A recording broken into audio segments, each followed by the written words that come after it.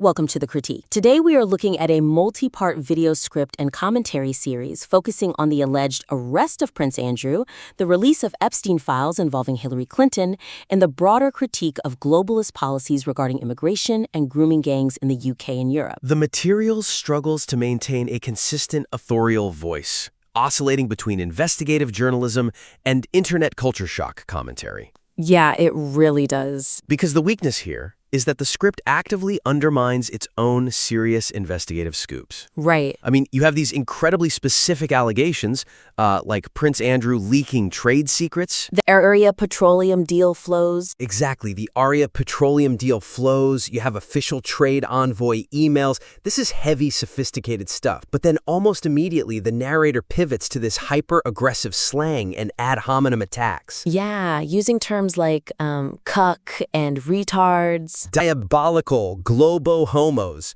all in the same breath as presenting a $200 million working capital line from the U.S. DoD. It reduces the credibility of the reporting completely. It's tonal whiplash. It really is. It risks alienating listeners who might actually be interested in the financial corruption, but are just completely repelled by the internet troll persona. If you sound like a forum thread, people assume your documents are fake. So how do we fix that? The suggestion is adopting a bimodal structure. Okay, a bimodal structure.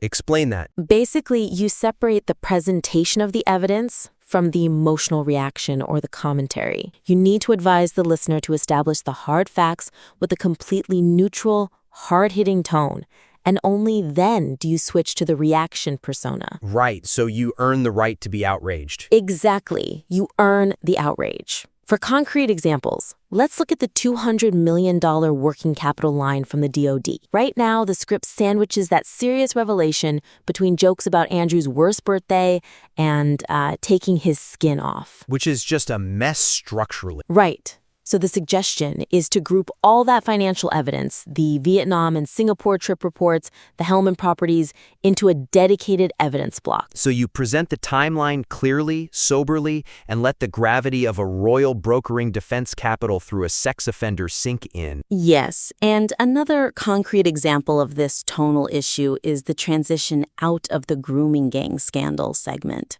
Oh, man. Yeah, that was Jarring. incredibly jarring. You have this deeply tragic discussion about the deletion of the archive and thousands of victims, and then without missing a beat, the script cuts to a meta-commentary about a blue cartoon and an Aura sponsorship read. It completely trivializes the harrowing victim testimonies you just... Exactly. So the concrete suggestion here is to move the ad read and that blue cartoon meta-commentary far away from the tragedy. Preserve the emotional gravity of the victim testimonies. Put the ad read in a lighter, more technical segment. That makes total sense. Moving on. The narrative attempts to cover too many disparate geopolitical grievances under a single umbrella, diluting the impact of the primary scoop regarding the royals. Yeah, classic kitchen sink approach. Right. It's grievance fatigue, because the weakness is that the script jumps so rapidly from Prince Andrew's arrest to Hillary Clinton's BBC interview. And then to Swedish bombings. Swedish bombings, the French political violence with the death of Quentin Dank, and then Australian ISIS brides. It's just channel surfing at that point. It is. And while the author clearly sees these as connected via this overarching globalist theme, the lack of connective tissue makes it feel random. The listener risks forgetting the really strong opening about Prince Andrew's misconduct in public office by the time we get to the French Prime Minister's comments. The narrative thread just snaps under the weight of all those different stories. So the suggestion here is narrowing the focus, or creating explicit bridges that explain why these events are connected beyond just things the author dislikes. Right. Explicitly threading the failure of institutions theme. So rather than just listing bad events, you show a cohesive argument. Let's look at some concrete examples. Take the segment about Sadiq Khan saying he is unsure what a grooming gang. Right. Currently, that's just played to mock Khan. Yeah, like look at this clueless guy. Exact. But if the author wants to include that segment, the suggestion is it must be directly contrasted with the institutional cover-up alleged in the Prince Andrew case. How so? You build a bridge, you show a pattern of protection for the powerful or criminal. You have the king supposedly calling for an investigation into his brother, while the London mayor feigns ignorance of a massive crime wave. You compare the two to show elite impunity. That's a great bridge. And we can do the same thing with the Hillary Clinton deflection segment.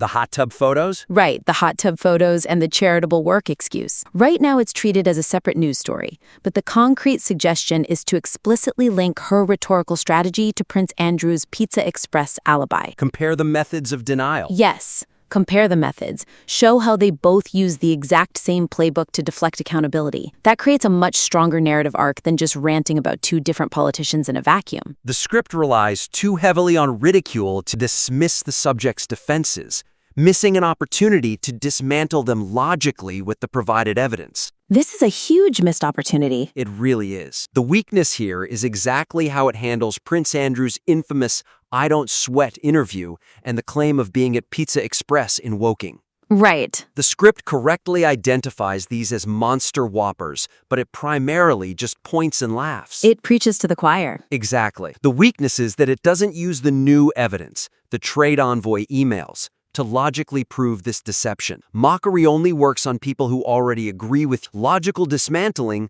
converts the skeptic. So the suggestion is using the contrary evidence technique? Yes. Instead of just laughing at the "I went to cut him off" defense regarding that 2010 New York trip, the script should use the evidence. Let's give a concrete example of that. Okay, layer the specific dates of the forwarded emails from 2010 over the video of his denial. Right, so you visually and logically prove the lie. Visually prove it. While he's on screen saying, "I went to break up with him," you put the text of the email on screen where he's soliciting a $200 million working capital line at the exact same time. It's so much more powerful than a joke. Another concrete example of this is the Thomas Landon email. Oh, the 2015 email. Yeah, where a former New York Times employee writes that Andrew had consensual sex with Virginia Roberts. Instead of the script just saying, "It's so over," and treating it as a gotcha moment, the concrete suggestion is to analyze why a media insider would frankly admit this in 2015. Right. Use that to contrast against Andrew's categorical denial. Show that in the circles of power,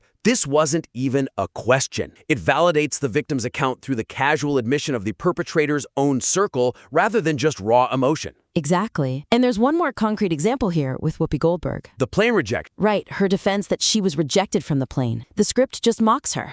But the suggestion is a deeper analysis of the email text itself, where she asks to offer her G2. Which a lot of people might miss. Right, a G2 is a Gulfstream II private jet. Wow. Yeah, the critique here is to explain what a G2 is and the significance of her offering her own resources. It cuts right through her defense of, "I wouldn't let me on." Because it shifts the narrative from "she was rejected" to "she was actively trying to coordinate logistics with her own plane." Exactly. It's a forensic takedown. It's undeniable, which brings us to the next big issue. The script blurs the line between confirmed documentary evidence and unverified sensationalist claim, which threatens the validity of the scoop. This is the danger zone for any investigative piece. It really is. The weakness is the confusion caused by mixing very specific, plausible charges, like the misconduct in public office regarding the Aria Petroleum deal, with absolute hyperbole. Like claiming Andrew was arrested specifically on his 66th birthday. Right. Or that Trump is, quote, deporting him from the U.S. When factual reporting is mixed with what appears to be satirical or wishful thinking,